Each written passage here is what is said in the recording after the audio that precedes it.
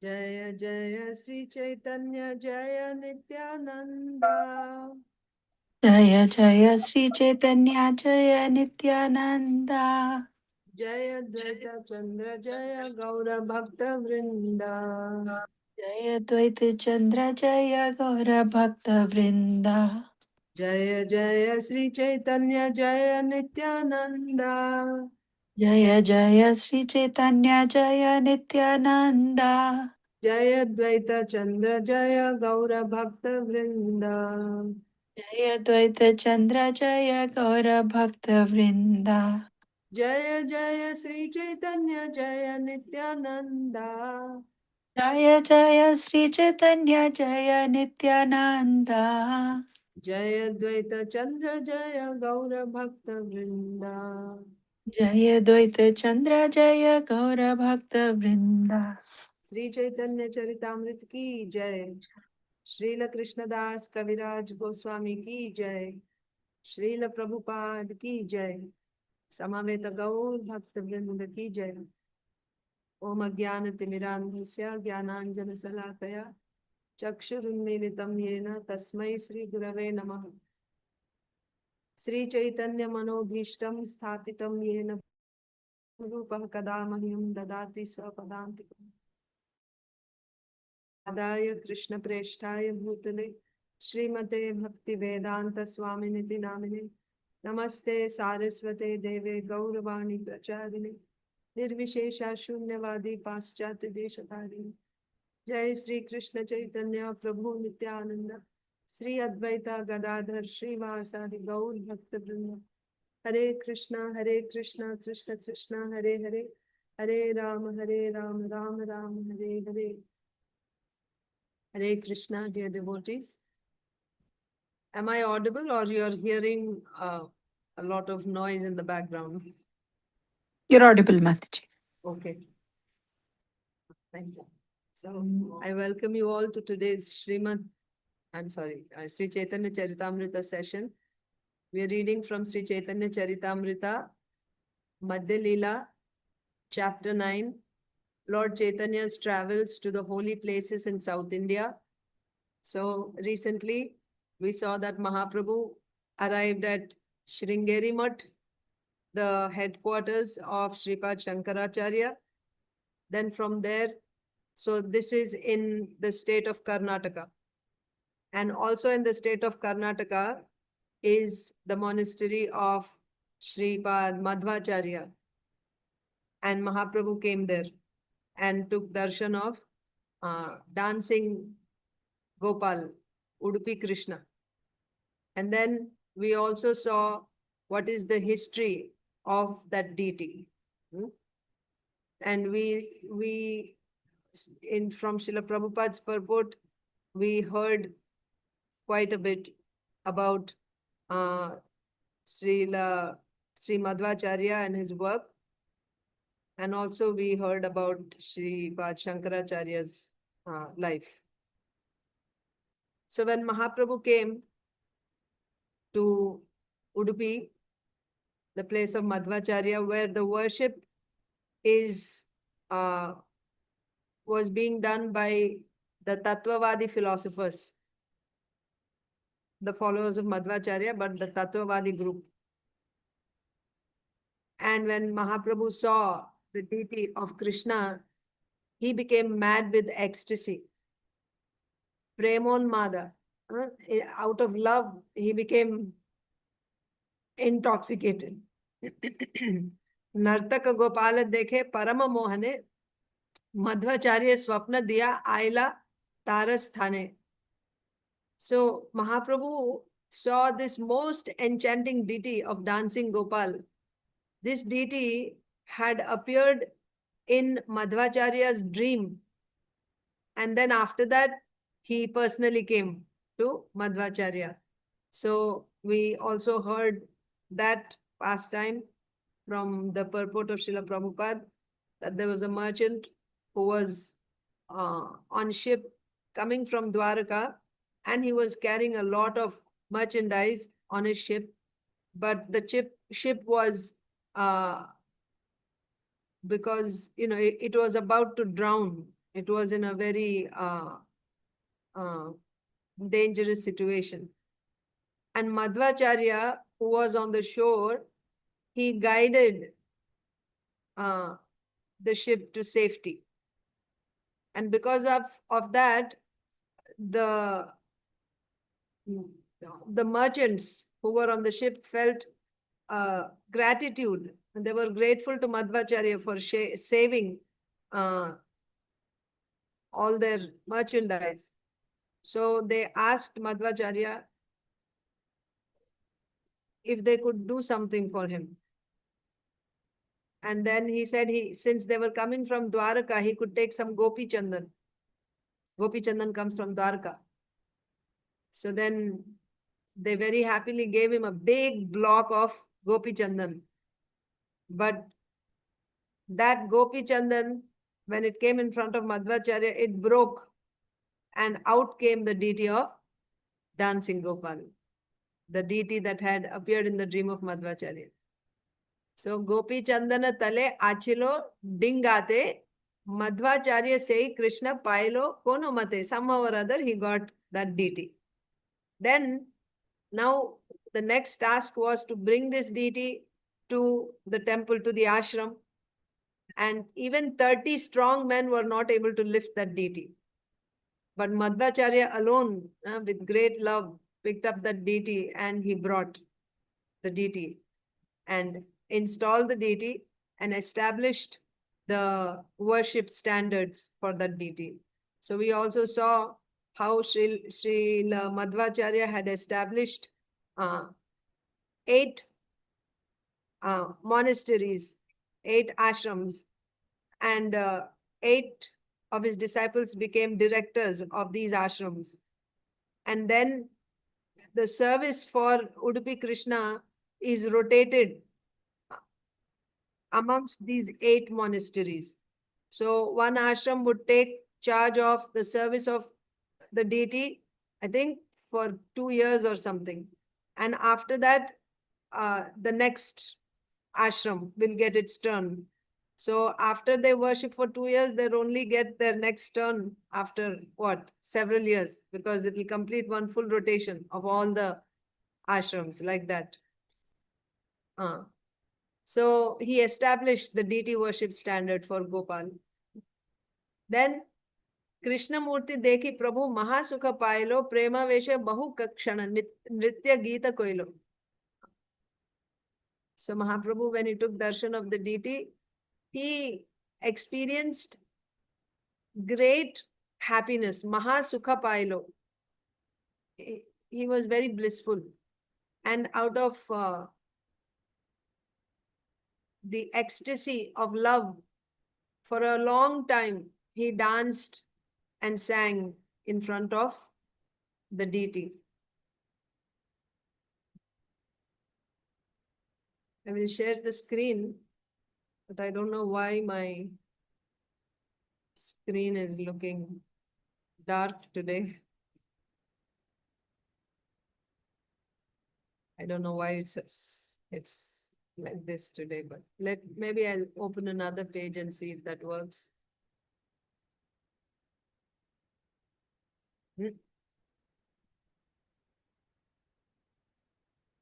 Anyway, it's showing dark. I'll just read.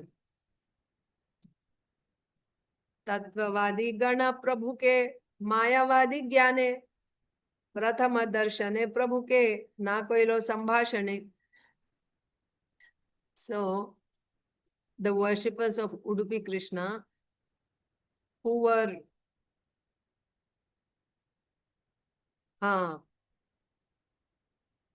they were the descendants of Madhvacharya. They were Tattvavādī. Tattvavādī, remember, Madhvacharya defeated Vidyashankar, Shankaracharya's, Madhvacharya's contemporary. Contemporary means he was a small boy, but that Vidyashankar was the Acharya of the Sringeri Math at the time. And Madhvacharya defeated and established. So what was Shankaracharya's philosophy? Advaitavad. Advaitavad means there's only one. Not that, there's no understanding of a living entity and the Supreme Personality of Godhead. There's only one, Brahman, like that. So Madhvacharya said, no, Dvaita, there is two. There is the Lord and the living entity, and then there is devotional service to the Lord, like that. So there is two. So that is Dvaitavad. So amongst the followers of Madhvacharya, the Tattvavādī line of followers, they strictly, yes, Mataji, Achitpriya Mataji. Mataji, on the top screen, on the very top row, first row, there you can see the sun, Mataji. There, if you increase, the screen will be brighter and brighter. If you keep pressing that. It's not about brighter, it's about the color. You see, usually it is yellow background with black letters, but now it's become green with light yellow. So, Mataji, I think it could be a power saver mode on. Which mode? Power saver mode. Oh, my charger is connected and my battery is fully charged. No, not on laptop. On site itself, there is some kind of option. I'll just check, Mataji. Once it also happened with me. So where is how that do option? can I turn it off or it just happens on its own? Mataji, my prabhuke will tell 1 minute. Okay. Mataji, what is happening, you can say? Can you tell? I'll just show you the screen. My 1 second. Mataji, you can go on top settings option. Top second option. Yes, On the top settings option is there. Yes, on the top. No. On this web page only, on this site only. Okay. On the top, there is settings option is there. Settings option. Little up, scroll up.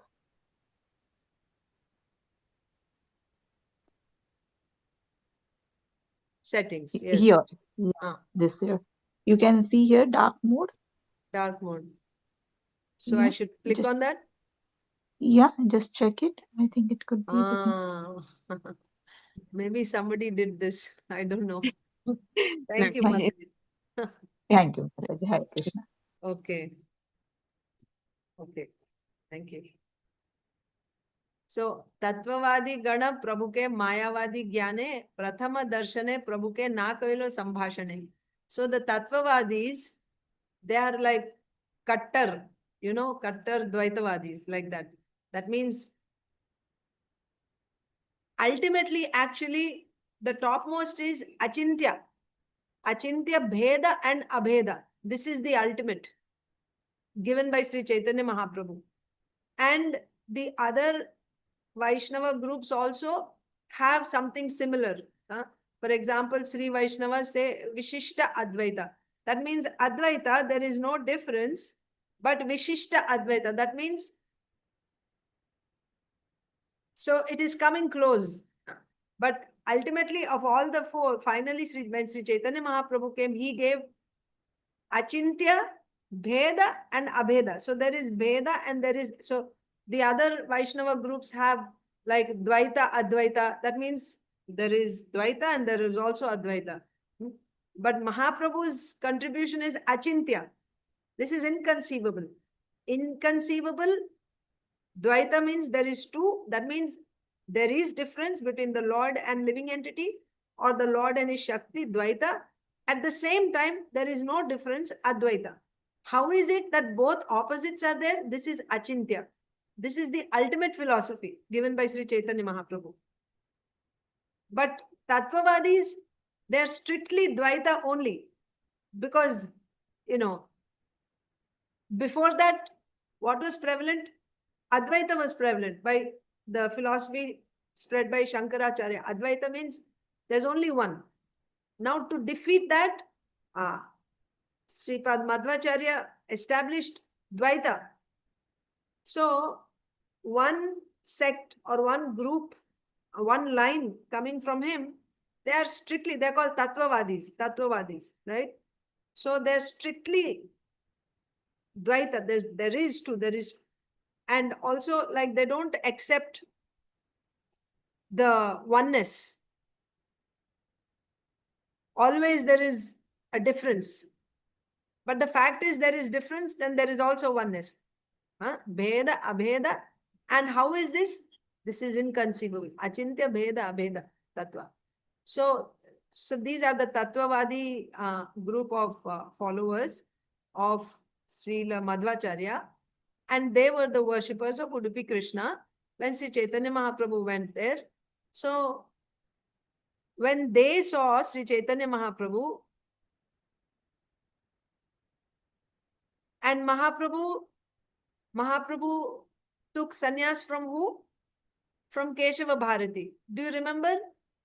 What are the titles of sannyasis who from Sringeri Math? Puri, Bharati and Saraswati. Saraswati, Bharati and Puri. These are the titles of sannyasis who take sannyas diksha from Sringeri Math of Advaitacharya. Sringeri Math is in Karnataka and that is the headquarters of Madhvacharya. So, and Śrī Caitanya Mahāprabhu took sannyas from Keshava Bharati. That means he also took sannyas from the school, Shankaracharya's school, Sringeri Math, right? Bharati title.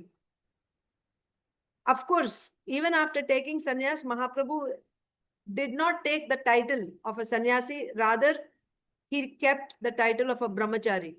Chaitanya is the title in the Sringeri Math. Whoever is a brahmachari, he gets the title of Chaitanya. And Mahaprabhu took the title of Chaitanya even though he was a sannyasi, to show that the spirit soul is always a servant. He never becomes Lord Narayan, because their understanding is as soon as you take sannyas, when do you take sannyas? Supposedly, after your antahkarana, when you get antahkarana shuddhi, that means now you are out of avidya, out of the modes of ignorance and passion. Now the living entity is covered by vidya.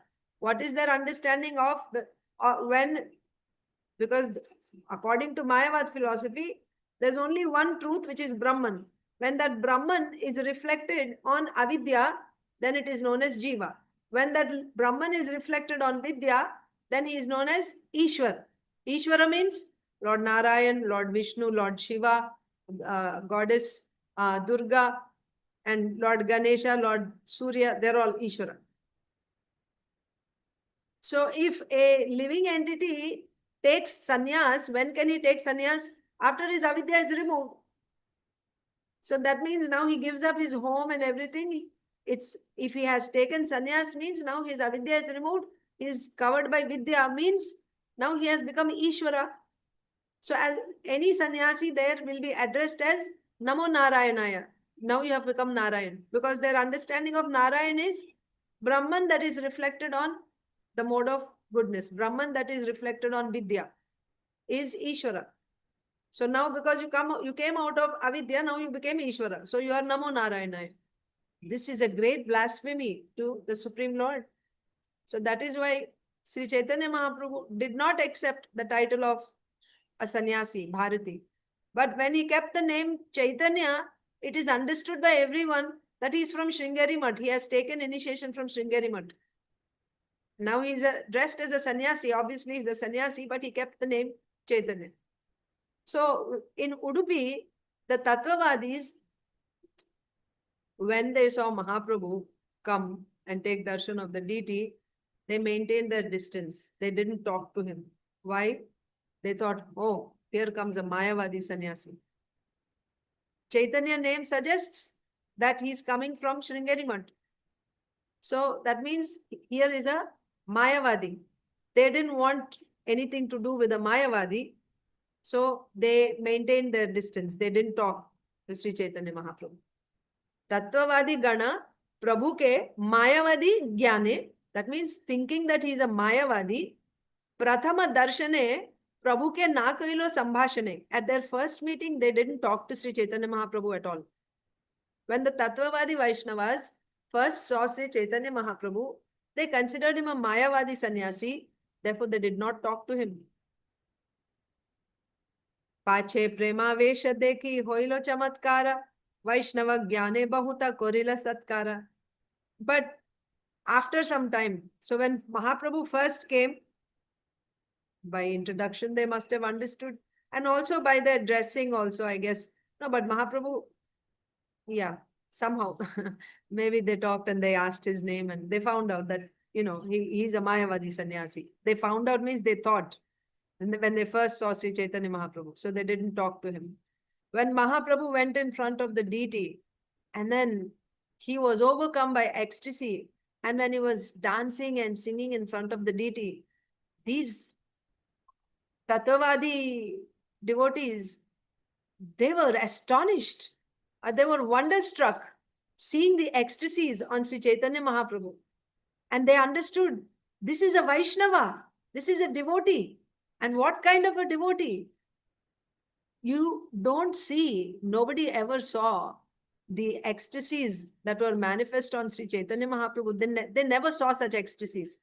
These were the ecstasies manifested by Srimati Radharani, the topmost devotee. It's not possible for any person, any living entity to have such ecstasies. So everybody was wonderstruck. Oh, we thought this is a Māyāvādī, but this is a great Vaishnava. So understanding that he's a Vaishnava, bahuta karila satkāra. They served him like anything, they honored him like anything, understanding that he's a Vaishnava. At first they wouldn't talk to him, thinking that he's a Māyāvādī, but when they saw his ecstasies, they realized this is a great Vaishnava, then they honored him. Later, after seeing Śrī Caitanya Mahāprabhu in ecstatic love, they were struck with wonder. Then considering him a Vaishnava, they gave him a nice reception.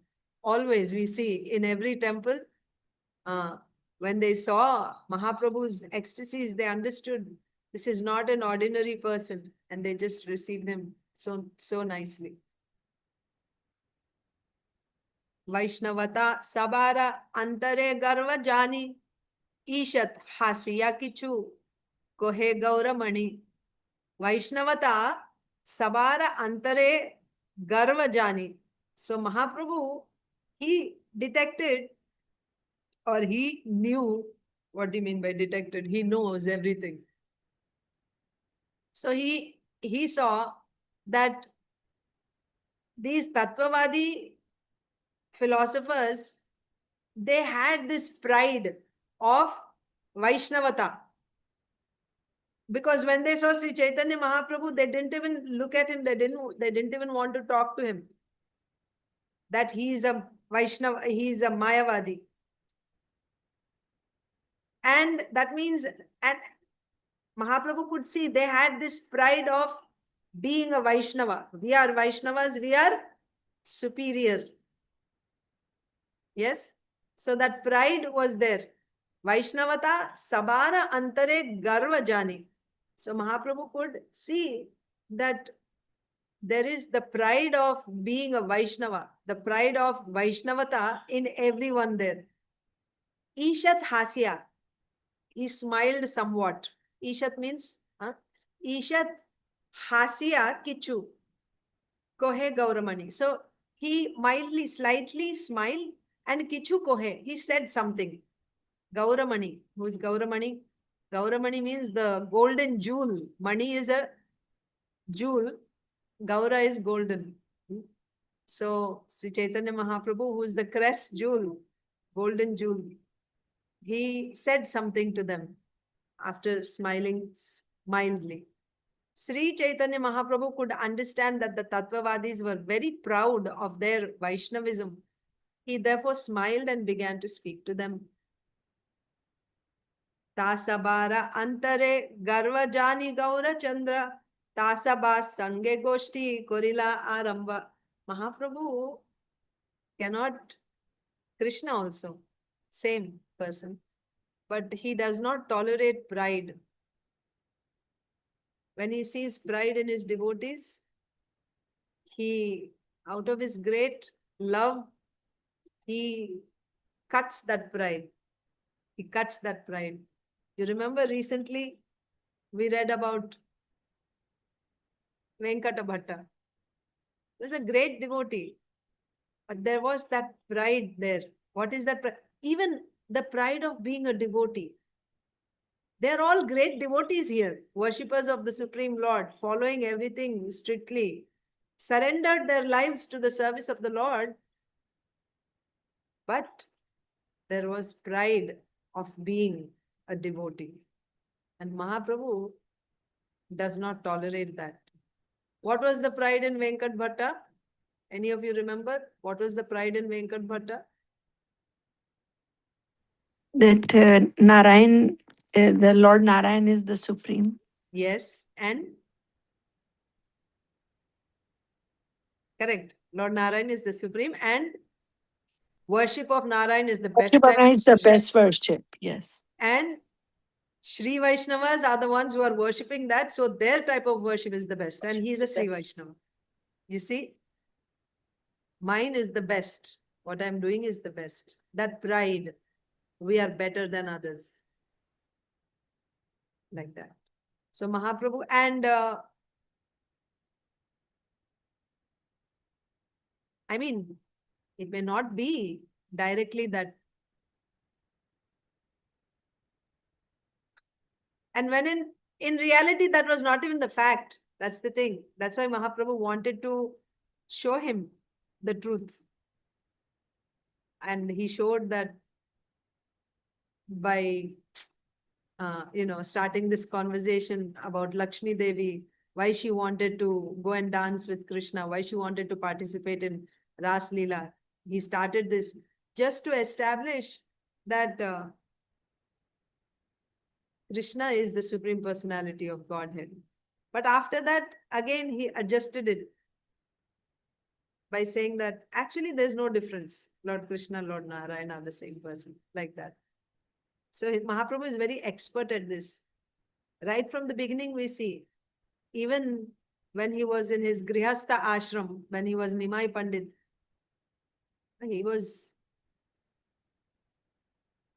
I don't think he was even married then. He was just, they considered him a child in Navadvip. Navadvip was the place of learning. Everybody came to Navadvip to study. And there was this great Digvijayi Pandit called Keshav Kashmiri, Digvijayi Pandit. And he traveled all over the world, defeating everyone he would first go and challenge them to a debate, and then he would defeat them thoroughly because he was personally blessed by Goddess Saraswati. So whenever he would challenge anyone, there is no question of his being defeated. He would defeat whoever he challenged. Like that, after defeating all other places, finally he came to the capital of all learning, Navadvip. So if he defeated Navadvip, then he would be the topmost now, because this is the headquarters of all learning. And he already defeated everyone else. So now Navadvip Pandits were all trembling in fear that we are honored everywhere, but this Digvijayi Pandit is personally blessed by Goddess Saraswati. Who can defeat him? Nobody can defeat him. And if he is now headed towards Navadvip, when he challenges us, obviously we will be defeated and all our name and everything will go into dust. This is going to be such a humiliation for Navadvip. What should we do? What should we do? This was their concern, their fear. And after a lot of consideration and discussion amongst themselves, they decided, Nimai Pandit, he's a great, because during those past times, Śrī Caitanya Mahāprabhu, he would always debate with everyone. And he was so expert in logic, he would ask them to prove a certain statement, right? Prove something. Of course, when you say prove, you have to prove from Shastra only. Otherwise, there's no point in debate. So when somebody stated something, then he would say, now you refute whatever you have established. That person would not be able to refute because he just established, he believed in something and he quoted from Shastra from so many angles, he established it. Now Mahaprabhu is saying, now you refute the same thing from Shastra. The person wouldn't be able to do. Mahaprabhu would say, all right, I will refute it. He would refute. And now he will say, now you re-establish the first statement. The one that I've refuted, you refute my refutation. And people would be like completely, their jaws would drop. How can anyone do that? And he said, you wait and watch. And he would re-establish. Like this, he would go back and forth. And every time quoting from scriptures, so many statements, thoroughly establishing his point. He was expert at that. So people would be fearful of facing Nimai because he would just catch any random person on the street. Why? Also, there is a reason. Because in Navadvip, everybody was a scholar. Even small boys were scholars. And because of their scholarship, they were so proud. They were so proud that little boys, they would challenge their elders, elderly men, when they would go to take bath on the banks of the Ganges at the Ghat. They would just challenge and they would, engage in debates. This was their pastime. Debating with people and defeating them. And then they would go from one ghat to another. After defeating on one ghat, then go to the next ghat. On Ganga, there are so many ghats. So they'll go from ghat to ghat like that. So Mahaprabhu, he would debate with everyone to put their pride down. He would just defeat anyone and everyone. He would test them. All right, you now refute what I said, like that. So everyone in Navadvip was aware. And people would kind of, when Mahaprabhu was coming in one direction, they would go away from another direction, being afraid that he will challenge us and defeat us in debate. And the devotees also would escape Mahaprabhu because they would think he doesn't talk anything about Krishna. He's simply always debating, right, on logic.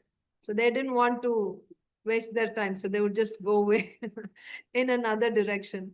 But the point is, everybody knew Nimai Pandit as a great scholar and logician. So the people decided, people means the scholars of Navadvip decided when Keshav Kashmiri was coming, they decided that we will send Nimai Pandit to represent Navadvip. Representing Navadvip, Nimai Pandit, sure Mataji, thank you. Representing Navadvip, Nimai Pandit would go and debate with Keshav Kashmiri. But Keshav Kashmiri is already blessed by Goddess Saraswati. And if he defeats Nimai Pandit, then what? Then their understanding, their calculation is that even if Keshav Kashmiri defeats Nimai Pandit, there is no harm. We will say he's a little boy. He's a small boy after all. What do you expect? That way we will, we will escape. If they had sent their most, senior most scholar, Acharya, in front of Keshav Kashmiri and he got defeated, then Navadvip's, name and fame would be reduced to ashes. So therefore they didn't want that. So they said, we will send Nimai Pandit. And anyway, Nimai Pandit is so shrewd, right? He can maybe, but if he got defeated, we will say, what do you expect? He's a child after all. This was their thought process. But there also, what I was trying to say in this pastime was that Nimai Pandit, before Lord Gauranga, before the actual debate, which was meant to take place, a date was set, a time where the actual debate would take place. Before that, in an informal way, when Mahaprabhu was sitting on the banks of the Ganges and having a daily evening talk the way he has with his students, Keshav Bharati happened to come there and Mahaprabhu very respectfully, introduced himself. And while in that, he was there with his students. And when Keshav Bharati came, and first of all, Keshav Bharati was amazed by the beauty of Śrī Caitanya Mahāprabhu and by his charisma, the way he was speaking. And he just got drawn to Śrī Caitanya Mahāprabhu, and he just kept standing there and he was looking at Mahaprabhu, and Mahaprabhu invited him. That means he was so cordial, so friendly. And then in a friendly gesture, he said, can you compose, because you are such a great scholar, can you compose some verses in glorification of Mother Ganges? And instantly, Keshav Bharati, it is said at the speed of the wind, he composed it on the spot. He was reciting as he was composing, impromptu, there on the spot. He was composing and he was reciting, and he was reciting at the speed of the wind. And he went on, I think, for 3 hours, continuously reciting Gangaji's glorification. When the students saw his learning, they were like completely dumbfounded. They were like simply with open mouths, they were gazing at him. Baap re baap, what kind of a scholar he is. And Keshav Bharati, after he finished, Mahaprabhu was completely calm. And then he said, now, yes, your presentation is very scholarly and, so nicely decorated with literary ornaments, alankaras and all that. But a common man won't be able to understand what you said. It is so wonderful that no one except you can understand. Unless you explain, you have to give a commentary on it. Like Srila Vyasadeva gave us Vedanta Sutras. And then he gave a commentary on that in the form of Srimad Bhagavatam. He himself gave a commentary. Like that, Śrī Caitanya Mahāprabhu said, unless you explain, nobody will understand what you said. So please, can you explain? So he said, all right. He started explaining. As soon as he started explaining, immediately Mahaprabhu caught. And he said, that particular verse, and he was exactly pointing out to the 64th shloka that you recited in that line, that word. Can you?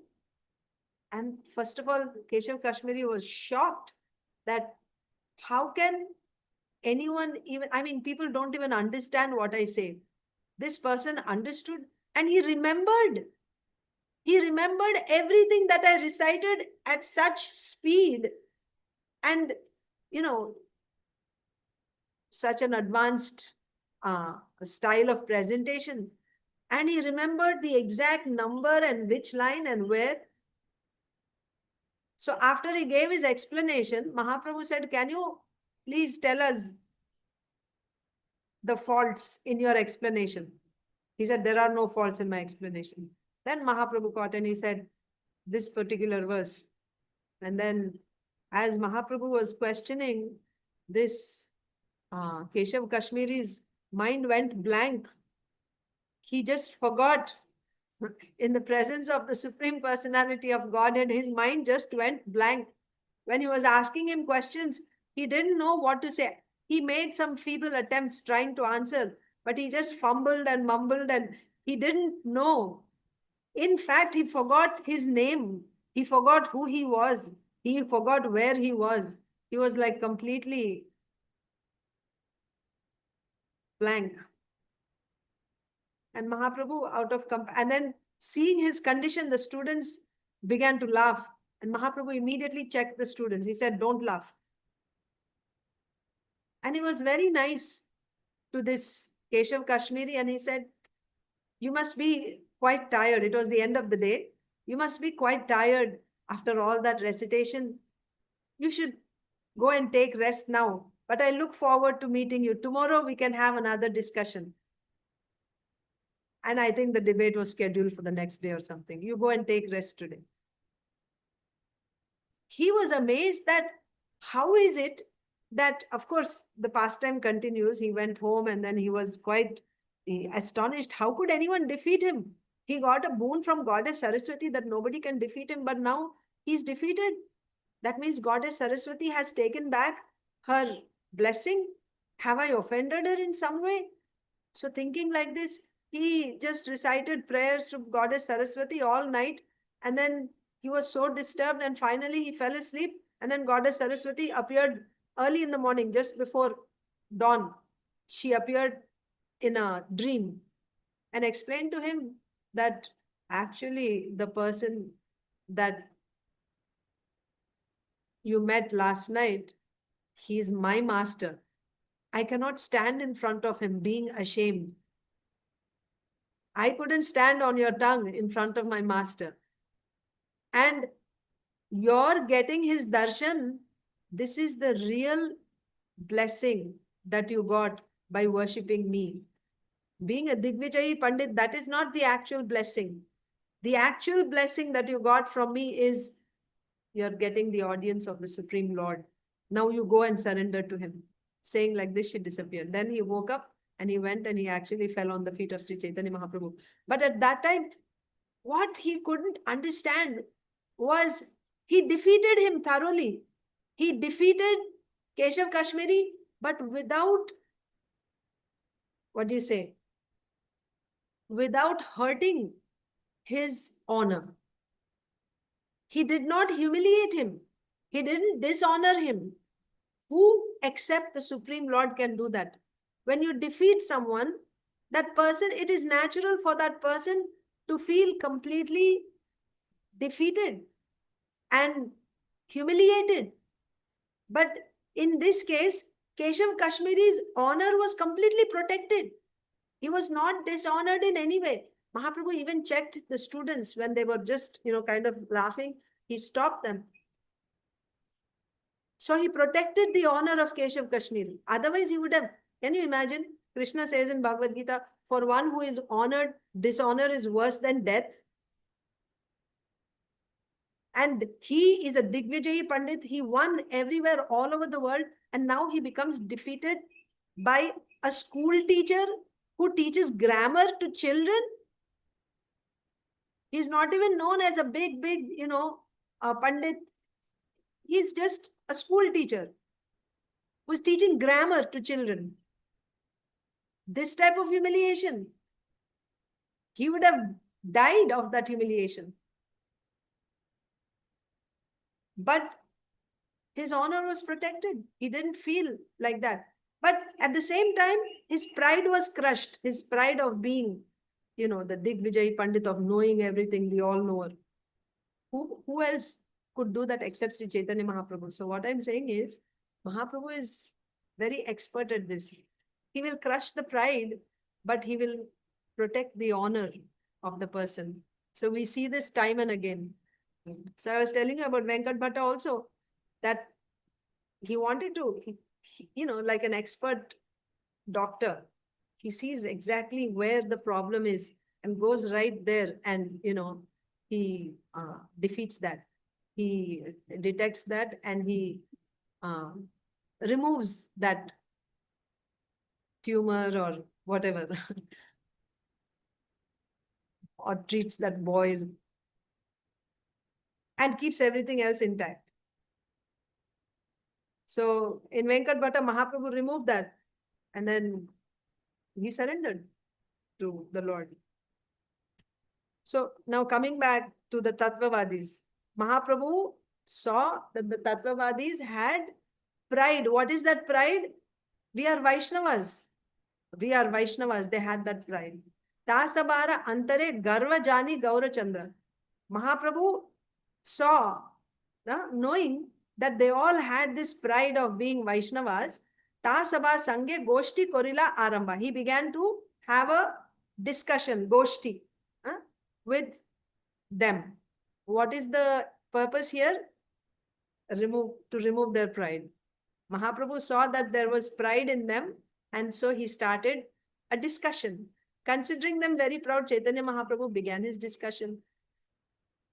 Tattvavādī Acharya Sabha Shastre te pravina Tare Prashna Koilo Prabhu Hoya Jaina Dina. Also, another what do you say, speciality. Of course, there are so many specialities in Mahaprabhu, but just one or two that we are able to glorify little bit. he's very, very humble. Even though he's so expert, you never see him coming in like the great, learned personality. He comes in as a very, very humble person. And the way he presents himself is, I don't know anything, you please educate me, with that type of mood, always. And this immediately draws the other person's affection for Śrī Caitanya Mahāprabhu. You see, when Sarvabhauma Bhattacharya and Śrī Caitanya Mahāprabhu, Sarvabhauma Bhattacharya, Kattar Māyāvādī, Prakashananda Saraswati in Banaras also. He was a Māyāvādī sannyāsī.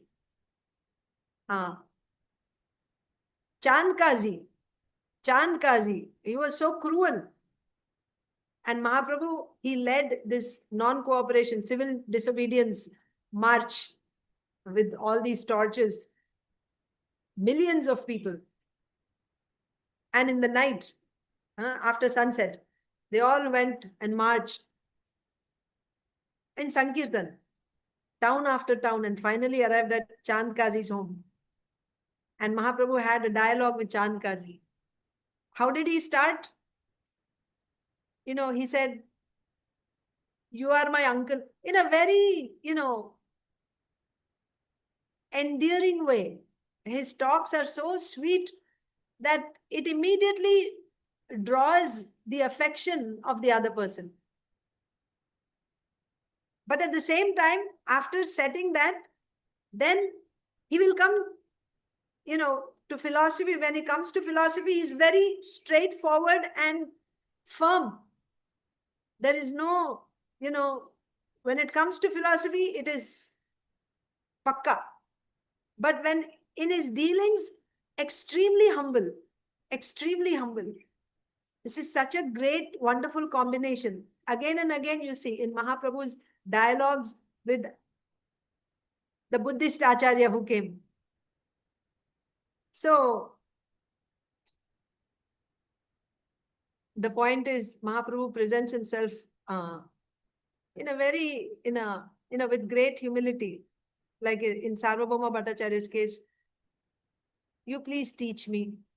I don't know anything, like that. You please teach me. I don't know anything. And immediately Sarvabhauma Bhattacharya took over. All right, you sit, I will teach you.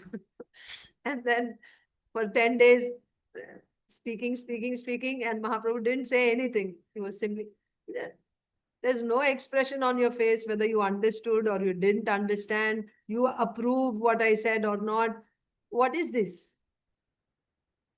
Then Mahaprabhu began to speak. Sarvabhauma Bhattacharya was completely, they went back and forth a little bit, but Mahaprabhu completely clean bowled. So, Tattvavādī Acharya Sabha Shastrete Pravina. These Tattvavādī Acharyas, they are expert in Shastra. Shastrete Pravin. They know their Shastras very well. Experts. Tare Prashna Koilo Prabhu Hoya Jain Yena Dina. Being very, very Dina means very, very humble. Being very, very humble, Mahaprabhu started questioning them that you are all great learned scholars. And, in a very humble way, he started asking them questions. I guess like inquiring, you know so much. Can you please tell me what is this? Like that. Prabhu Hoya Jaina Dina. The chief Acharya of the Tattvavādi community was very learned in the revealed scriptures. Śrī Caitanya Mahāprabhu humbly questioned him. Sadhya sadhana ami na jani bhalo mate. Sadhya sadhana shreshta jana ho amate. Sadhya sadhana ami na jani bhalo mate. Mahaprabhu is saying, sadhana means the means. Sadhya means the goal to be achieved by that means. Just like we have sadhana bhakti and sadhya bhakti. What is sadhana bhakti? Sadhana bhakti is performing bhajan, shravan, kirtan, all this bhajana. And then where do you perform this bhajan? In the association of sadhus, pure devotees. And if you say sadhana bhakti, it has to be Shuddha bhakti only. Otherwise, you cannot call it sadhana bhakti. That means anyabhilashita shunyam jnana karmadhyanavritam anukulena krishnanushilanam or sarvopadi vinirmuktam tatparatvena nirmalam rishikena hrishikesha sevanam. So this is Shuddha bhakti, sadhana bhakti. Up to what stage is this sadhana bhakti? Up to the stage of asakti. You're still performing this Shravan Kirtan with this body. And naturally, as you're performing Shravan Kirtan, your body is becoming purified. Your existence is becoming purified. Then, after you come to the stage of asakti, you are awarded a spiritual body, a body of an associate of the Lord from the spiritual world. That is Bhava Bhakti. And Bhava Bhakti is the budding stage. And then when that matures fully, then that is called Prema Bhakti. And in Prema Bhakti, you are actually experiencing the Lord. When the Lord reveals himself, you begin to experience the Lord directly, performing pastimes with him. So here, there is Sadhana Bhakti. That means the initial stages, Sadhu Sangha, Bhajana Kriya, Anartha Nivritti, Nishta, Ruchi, Asakti. Up to this is Sadhana Bhakti. And after that, by this sadhana, you get sadhya. What is the goal? Bhava Bhakti and Prema Bhakti is the goal. So therefore, Sadhana Bhakti and Sadhya Bhakti. Sadhya Bhakti is Bhava and Prema Bhakti. Sadhana is sadhana. So Mahaprabhu is saying, so similarly, if you say Jnana Marga, what is sadhana? First they do Nishkama Karma Yoga. After that, they do all the Jnana sadhana. So this is sadhana. And what is the sadhya? What is the goal? Brahma Prapti. That is sadhya. So like that, in Ashtanga Yoga also, Yama, Niyama, Asana, Pranayama. So all this is sadhana. And what is the goal? Samadhi. Ultimately, you get samadhi. That is the goal. So sadhya and sadhana are there in all paths. So Mahaprabhu is saying, sadhana, sadhya, sadhana. Ami na jani bhalo mate. I don't know so nicely about sadhana and sadhya. I don't understand very nicely the subject of sadhya and sadhana. Sadhya, sadhana, shreshta, janaho amate. Can you tell me which is the best? Just like the sages at Naimisharanya asked Sutta Goswami, what is the best thing for all humanity? Like that. Śrī Caitanya Mahāprabhu is asking the leader of Tattvavādī, the Tattvavādī Acharya Mahaprabhu, saying, can you tell me what is the best sadhana and the best sadhya? I don't know about sadhana and sadhya so much.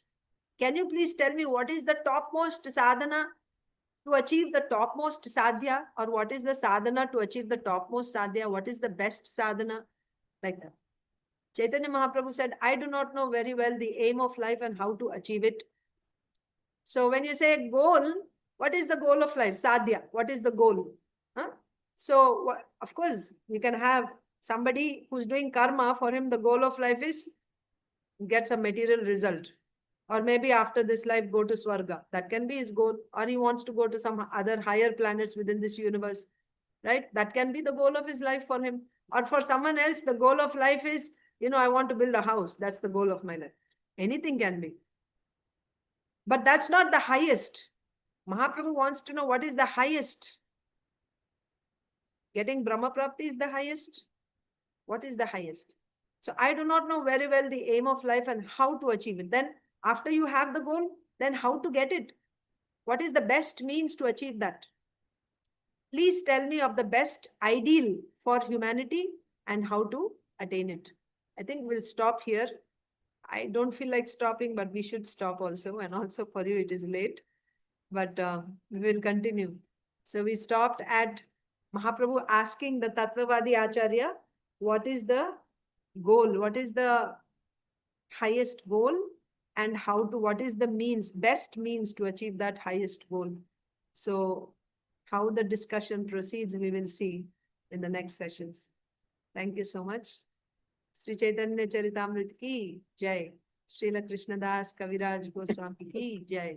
Srila Prabhupada ki jai. Samaveta Gaur ki jai. Vanchakalpatarubhesha kripasintu bhaivacha patitanam Vaishnavebhyo namo namah. Thank you, Mataji. Hare Krishna.